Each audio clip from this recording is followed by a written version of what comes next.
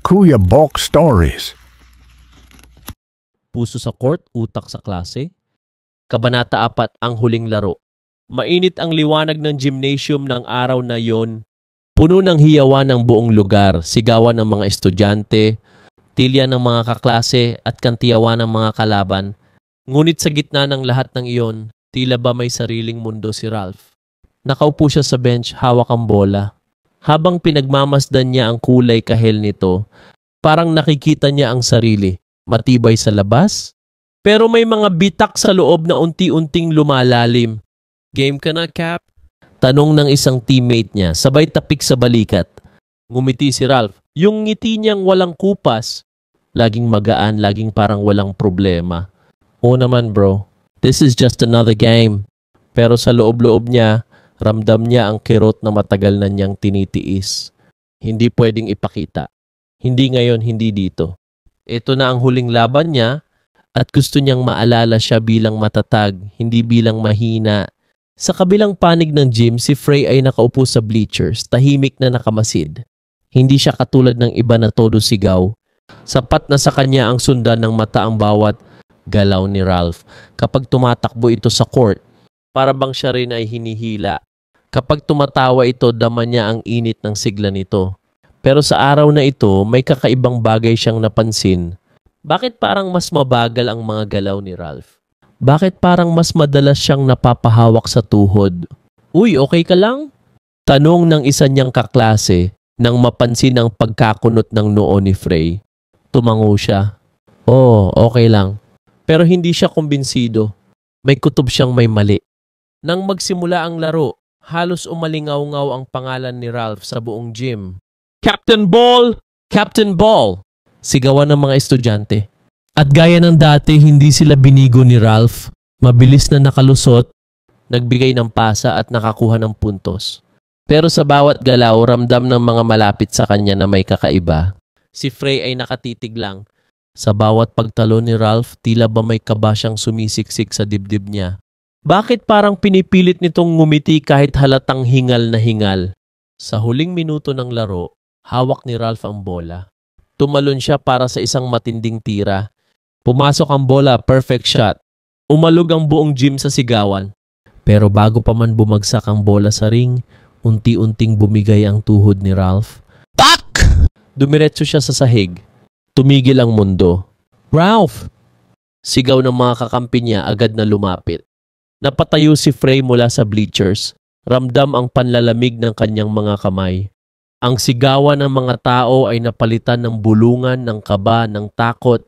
Ngumiti pa rin si Ralph habang nakahiga sa sahig, pinipilit ipakita na okay lang siya.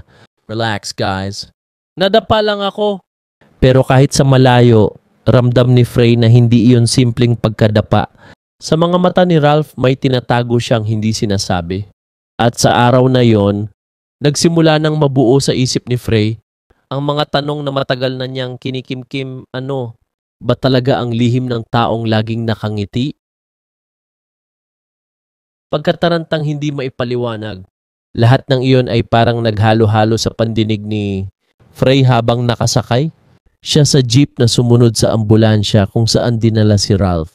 Hindi siya mapakali, hindi siya makahinga, para siyang sinusundan ng kaba na hindi niya matakasan. Pagdating sa ospital, agad siyang sumugod sa lobby, ngunit pinigilan siya ng nurse. Family members only, iho, mahinahon ngunit mariing wika nito. Natigilan si Frey, hindi siya pamilya. Hindi niya alam kung ano ba talaga siya para kay Ralph. Kaibigan? Kaklase? O simpleng tagahanga na lihim na may dinaramdam? Ngunit bago pa siya malunod sa pag-aalinlangan, lumapit ang isang pamilyar na muka, si Ina, ang nanay ni Ralph. Namumugto ang mata nito, ngunit nginitian pa rin siya. Frey, halika, sumama ka. Gusto kang makita ni Ralph. Parang binuhusan siya ng malamig na tubig. Gusto siyang makita ni Ralph. Hindi na siya nag-atubili pa at sinundan si Aling Ina hanggang sa pinto ng silid. Pagbukas nito, bumungad ang matamlay na anyo ni Ralph. Nakahiga sa kama, may nakakabit na dextrose sa kamay. Ngunit kahit ganon, naroon pa rin ang ngiting hindi nawawala sa labi niya. Frey! Mahinang tawag ni Ralph, para bang matagal na niya itong hinihintay. Lumapit siya, nanginginig ang mga kamay. Ralph, anong nangyari sa'yo? Akala ko simpleng pagod lang. Bakit? Pinutol ni Ralph ang kanyang salita. Sorry, hindi ko agad sinabi. Napakunot ang noo ni Frey. Sinabi? Anong ibig mong sabihin? Tahimik ang silid. Tanging mahinang tunog lang ng makina ang maririnig. Sa wakas huminga ng malalim si Ralph. Pinilit ipaliwanag ang katotohanang matagal na niyang tinatago. May sakit ako, Frey. Bone cancer. Matagal ko nang alam, mga ilang buwan na. Pero ayoko sanang ipaalam kahit kanino. Ayoko ng tingin ng awa. Ayoko ng mga luhang hindi ko kayang punasan. Kaya pinili kong ngumiti. Pinili kong magpanggap na malakas. Kasi yun lang ang paraan para maging normal pa rin ang lahat. Napaluhod si Frey sa gilid ng kama. Parang gumuho ang mundo niya. Ralph, bakit hindi mo sinabi? Kung alam ko lang sana mas iningatan kita. Sana hindi na kita pinilit palaging lumaro. Sana hinawakan ni Ralph ang kamay niya. Mahina ngunit puno ng init. Ayoko ng ganun, Frey. Gusto kong alalahanin mo ako bilang taong masayahin.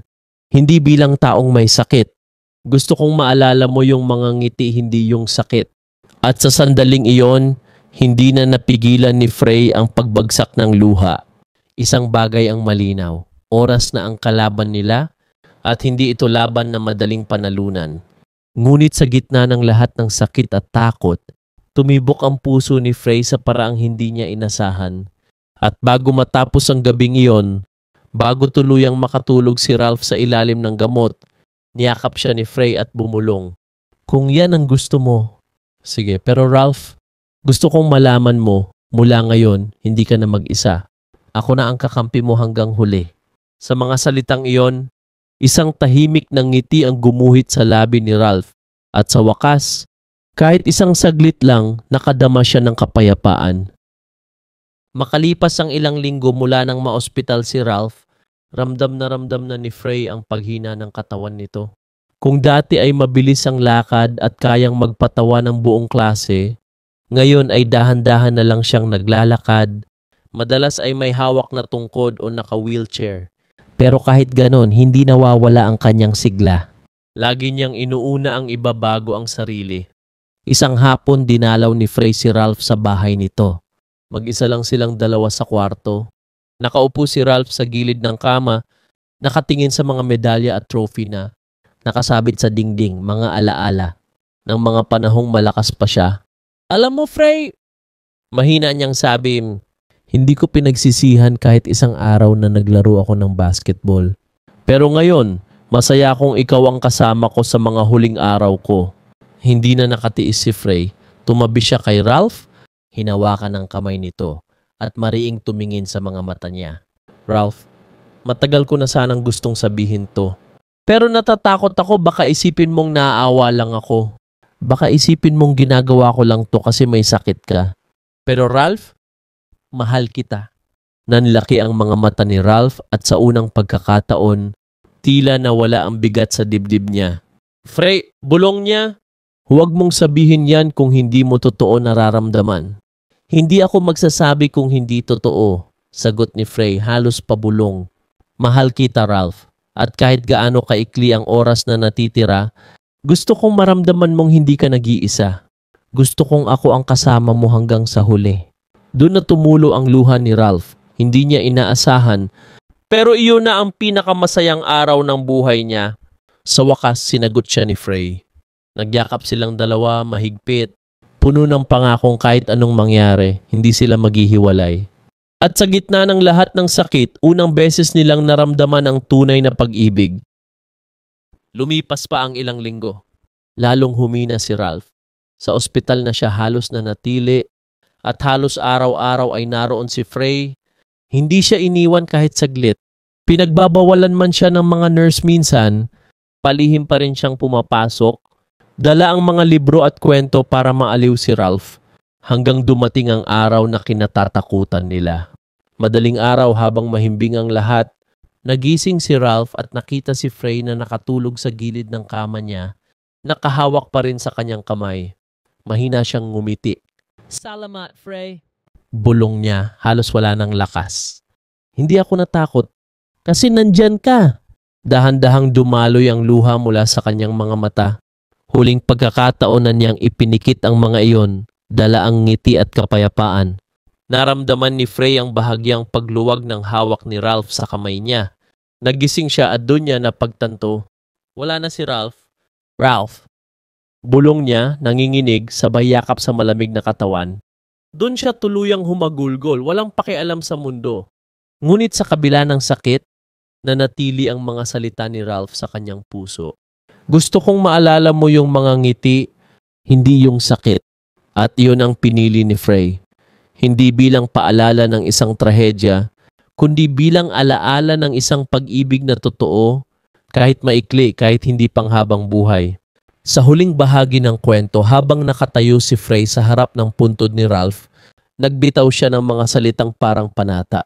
Hindi matatapos dito ang kwento natin, Ralph, hanggang may alaala ka, hanggang may ngiti kang iniwan sa puso ko, buhay ka pa rin. At sa hangin na dumaan, tila narinig niya ang boses ni Ralph, mahina ngunit malinaw. Salamat, Frey. 3 taon ang lumipas mula nang mamaalam si Ralph. Marami nang nagbago sa buhay ni Frey. Graduate na siya sa kolehiyo at ngayon ay isa ng guro sa parehong paaralan kung saan sila unang nagkakilala ni Ralph. Araw-araw dumadaan siya sa lumang basketball court. Wala na roon ang sigawan ng mga estudyante at hindi na ganun kaingay tulad ng dati. Pero sa pandinig ni Frey, naroon pa rin ang tinig ni Ralph, ang tawanan, ang sigaw ng Go Team, at ang halakhak na palaging nagiging ilaw ng lahat. Minsan dumadalo siya sa training ng bagong basketball varsity. Sa bawat kilos ng mga bata, naalala niya kung paano minsang pinangunahan ni Ralph ang laro, hindi lang dahil sa galing, kundi dahil sa puso. Kaya nga madalas niyang sabihin sa mga estudyante, ang tunay na panalo, hindi lang nakikita sa score. Nakikita yan sa tapang at pagmamahal mo sa ginagawa mo. At kapag sinasabi niya iyon, alam niyang si Ralph ang tinutukoy niya. Isang hapon pagkatapos ng klase, binuksan ni Frey ang kanyang diary. Doon niya inilalagay ang lahat ng alaala nila ni Ralph. Sa bawat pahina, may mga kwento ng tawanan, mga plano na hindi natuloy, at mga salitang hindi na nasabi. Ngunit sa huli, isinulat niya ang mga katagang ito. Ralph, hindi ako natutong magmahal ulit pero hindi rin ako tumigil mabuhay. Tinupad ko lahat ng pangarap na sinabi mong kaya ko. At sa bawat ngiti ng mga batang tinuturuan ko nakikita kita. Hindi man tayo nagtagal dito sa mundo, alam kong sapat na ang mga araw na binigay ka sa akin ng Diyos. Hanggang sa muli, Ralph, sa panahong wala ng sakit, wala ng luha. Isinara niya ang diary, ngumiti at tumingala sa langit. Sa kanyang puso, nanatili ang isang pag-ibig na hindi kailanman mapapantayan. At sa dulo, ang tanging bulong ni Frey, salamat Ralph, mahal pa rin kita at palagi. Maraming salamat sa pakikinig sa kwento ni na Ralph at Frey sa Puso sa Court, Utak sa Klase. Kung nagustuhan nyo ang kwento, huwag kalimutang mag-iwan ng komento sa ibaba at i-share ang inyong saloobin. Pwede rin kayong mag-suggest ng susunod na kwento na gusto ninyong mapakinggan. Kung may gusto kayong i-message ng direkta, makikita ang aming email sa bio. Hanggang sa muli at sana'y patuloy kayong sumama sa ating mga kwento ng pag-ibig at buhay. Subscribe for more stories. Kuya Bok Stories.